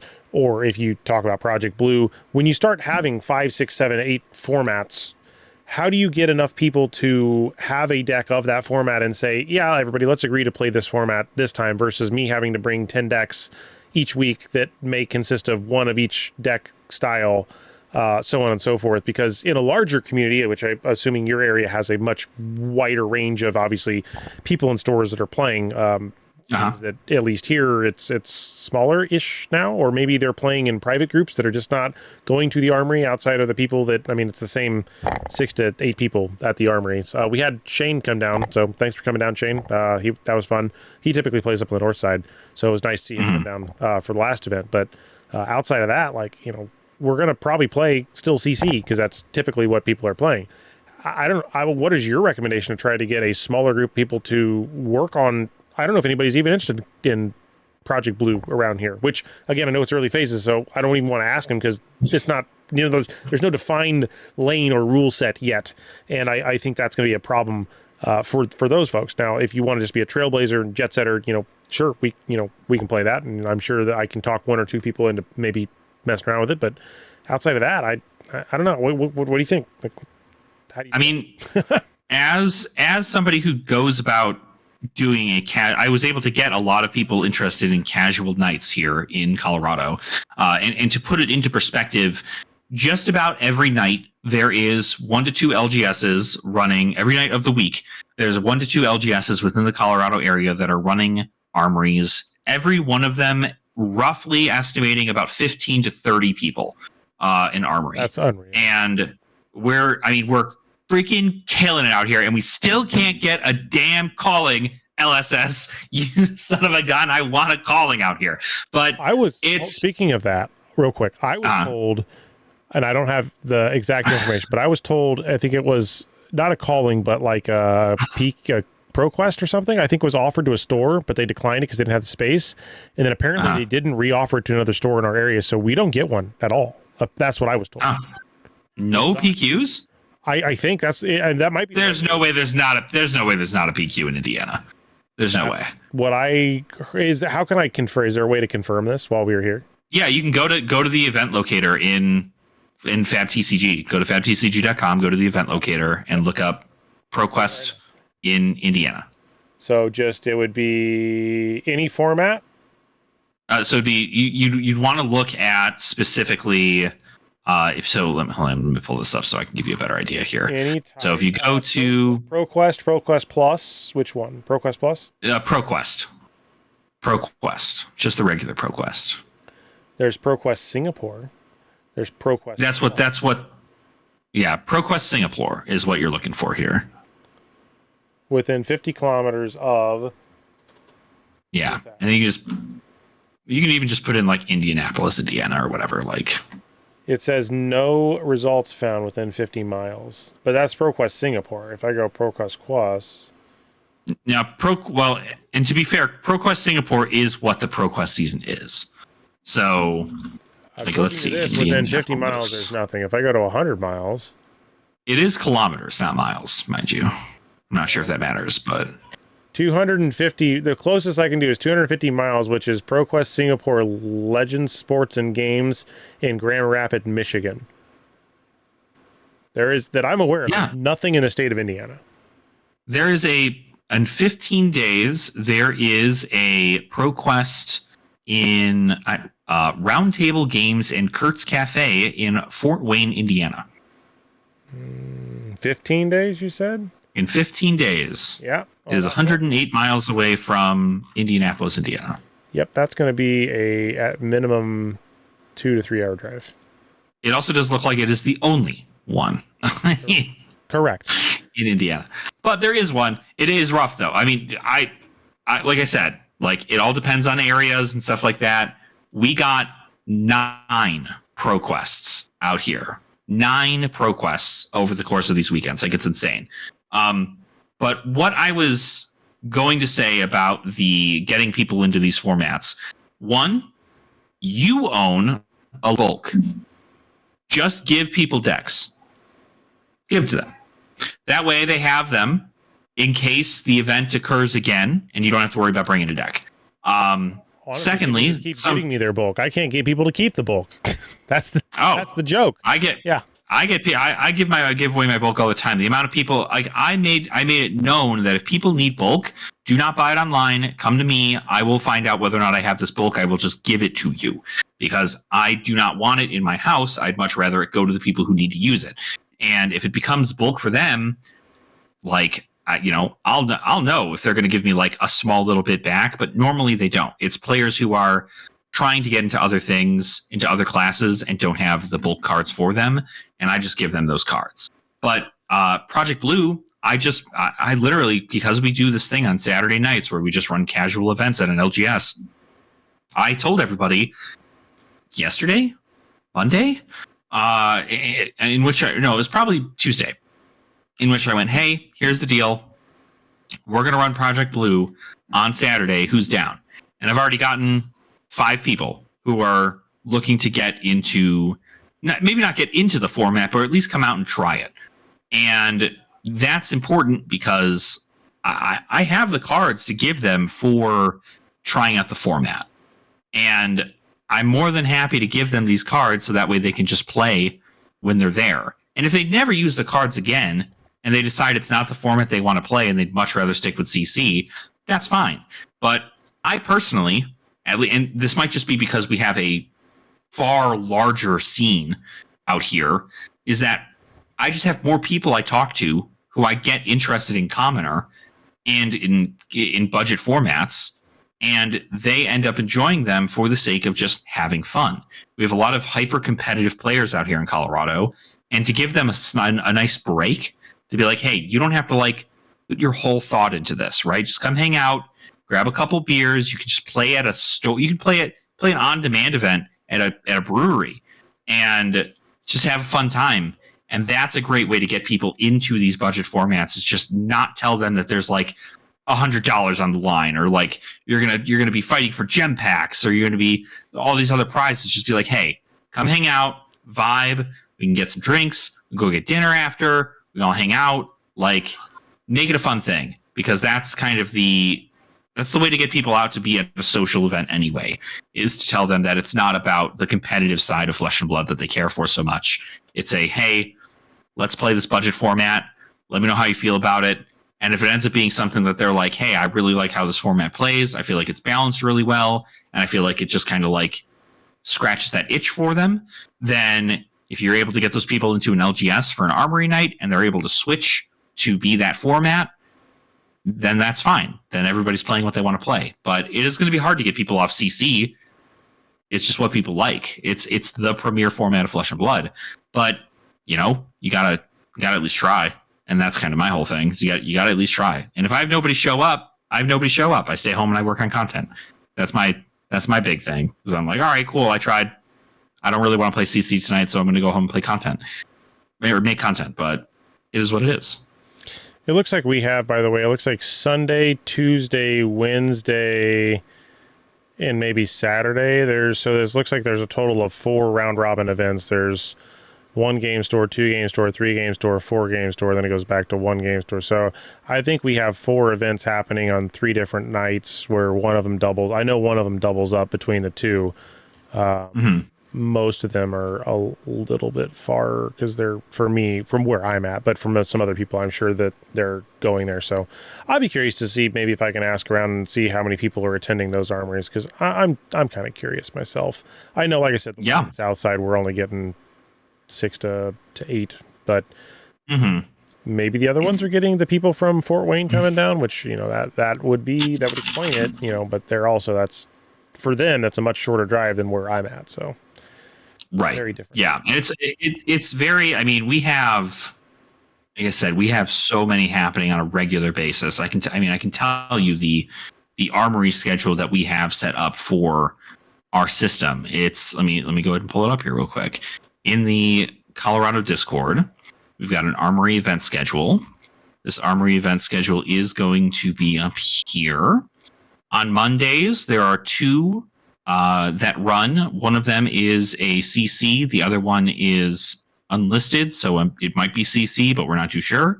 Tuesday, there are 3 game stores that run them, all within the general Denver/Colorado Springs area, most of them running CC. Wednesday, there are 3 stores that run them, all of them being, 2 of them being CC, one of them being various events, various formats. Thursday, we have 4 stores, one of them being a store in Wyoming. So it's like right on the cusp of where we're able to play. So that's also been listed in here. Friday, we have 2 stores that run armories, and Saturday we have 3 stores, or 1 store that run armories on Saturdays. And that's me. I'm the only one that has a Saturday night as a armory, but it's not really an armory. And then Sunday is 2 more armories. So we have I gotta move out there.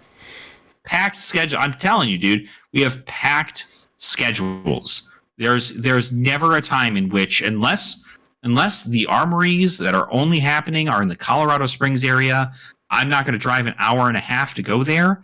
But if they're within the general area, I try to make it and at least like be there to hang out. There's so many people playing Flesh and Blood out here. It is insane. And yeah, so good community. I'm happy for you. I'm happy yes, you have a group. It's great. It's wonderful. I think it is insane to me that I've gone from the fantastic community that I had out in Illinois to moving into another fantastic community out here in Colorado. I'm very lucky to be in the position I'm in. So yes, but if you're also in an area where the attendance is low, try to go take some Magic players away from their games and show them how to play Fab, or set up a learn to play day even at the LGS. That's also a fun little thing to do. If you have the ability to set up a learn to play day at certain LGSs, that might be something that the store can go ahead and promote, and that could be something to get people into Flesh and Blood and teaching them to learn. I think if you're trying to do an official learn to play day, you have to be a judge with the certification for the learn to play stuff. But if you are just like somebody who wants to spread the good word of Flesh and Blood, you can just set that up with a store and people can come in and you can make budget decks for people to play and teach them all about the ins and outs of arcane damage and Phantasm and poppers and all this jargon and get them excited for job at that. playing. Like the Gen Con booths. I mean, they got stuff happening at Gen Con, hopefully. So we'll see how that comes out. Mm-hmm. First strike decks are good for that too. I mean, there's a lot of opportunity that doesn't even involve the whole, original, like what decks and drafts, build your own deck kind of. I mean, that era has now kind of set sail. Not that it still can't happen, right? You can give decks to people, but, I was having a chat with maybe it was you or somebody else. I showed a couple people, but there was somebody who's selling, 375,000 cards. You were showing me. And it's a full palette of cards. And it's like, there's a morbid curiosity of like buying that. But then like at the same time, how do you turn around and turn that into some sort of profitable endeavor to also both bolster the game, but also know that you're going to pay $1,500 in shipping plus probably at least anywhere from $1,500 to $3,000 just for the bulk, because that's what it's worth. Like to a game store, that's easily worth $3,000 to $5,000, like probably, or $4,000, $3,000. I mean, there's some dollar amount that's within there that's between $1,000 and higher. And it's like if they're looking at like saying, okay, hey, you're a new player, you want to play, here's a random box of cards. The problem with that is you can't, it's a class-based game, so the generics would work, but like you might get 5 Prism cards and 10 Assassin cards and then 50 Ninja cards, but then they're not going to all work together because they're not. So I don't know. I'm curious what would end up happening with something like that, because I don't. I think, and this is just seriously my own thing, unless you already have a business on eBay that is able to sell play sets of bulk for a profitable amount and that are selling at a regular basis to where it is a consistent supply demand issue where you need to keep up with that in order for people, because you're getting a lot of sales coming in. If you are sitting on bulk and bulk is not doing anything for you and you are simply just like, I'd rather this go to some place that is not my house because it's just taking up space, go online, build a quick commoner deck that only consists of cards from where that hero was released. So if you build a Cinder deck with only cards from the Hunted, right? And then take that commoner deck, build 20 of them. If you have all that bulk for the Hunted, build 20 of those decks, go to every single one of your LGSs, and then just drop them off. Just say, hey, here are these. This is Flesh and Blood. If you know the stores that are running Flesh and Blood, it's better to send them there because they're already like telling people about the game. Like, here are these. This is Flesh and Blood. You can play it with your coworkers if you want to, or if people come in and they're curious about the decks, they can certainly go ahead and just give the decks away to new players. I've had this happen with decks that I have donated to our LGS, that people have come in, they've asked about Flesh and Blood, the store owners have been, or the people working there at the time have given them decks that I have made to them for them to play around with, and they became players in the game based off of that because they were given this opportunity to try out the game for no dollar amount. And it was a well-tuned deck that I personally made because I know the general idea about what I put, with the value of cards. And I put them in a deck. I get rid of my bulk. I get more people to play Flesh and Blood. Those people then end up meeting me at locals. And it's a big circle where we all just end up helping each other, and it's a fun time. That's the joy that I get out of building decks and getting bulk for things like this. It's tedious. It's annoying. If the bulk is not already sorted, it is a completely different thing. Like, you have to hire. I wish I could hire people to help me sort this stuff, because I would. But at the end of the day, I do it all because I know that I'm going to be able to get it done at the time that I'm able to get it done at. I'm able to give these things to people that want to have an idea into the game, and I'm giving them a budget deck that they're able to play in a budget format for them to say, hey, I don't have to worry about spending $700 to play Flesh and Blood. Here is my intro. It's a $10 deck. It's able to be played in these formats, and I can upgrade it as I see fit. And it's enough to keep them in. Well, and I was hoping we get first strike decks for high seas, but I don't know if that's going to happen. It doesn't look like it, but no, probably not. Probably not. I wouldn't imagine that it's going to happen. I'm not sure when we're going to get new first strike decks. I think that the concept of a first strike deck is good because it's supposed to do It's just supposed to teach you, right? And so unless both of those heroes end up being, impossible to play in a format, then it's a different thing, right? I'd imagine something like this. I'm thinking the cards within the First Strike decks are not cards that are on the ban list for Project Blue. So theoretically, if you got a First Strike deck, then you wanted to play that, and then Project Blue becomes a real thing, you could just play that First Strike deck right into Project Blue and not have any issue outside of Thrive. I think Thrive is a Majestic. So outside of that, you're looking at cards that you're able to just like filter right into a different format and make work. But I think the First Strike decks do a great job in teaching Arcane. They teach how to block, what a go wide deck versus go tall deck is. I think it's helpful, but I'm not sure when we're going to see new ones until they make like a new mechanic that's like so indicative to Flesh and Blood that it needs its own First Strike deck. But I don't know.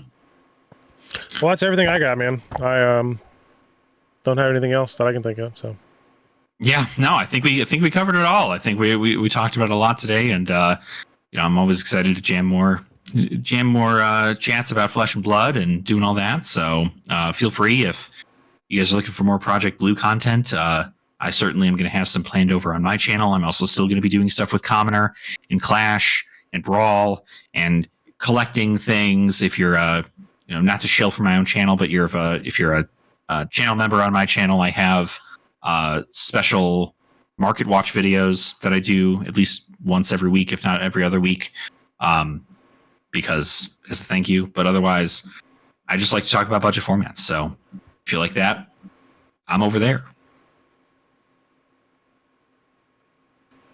Sweet. Well, you know where to find me, folks. So until next time. Yeah. See ya. Bye, everybody.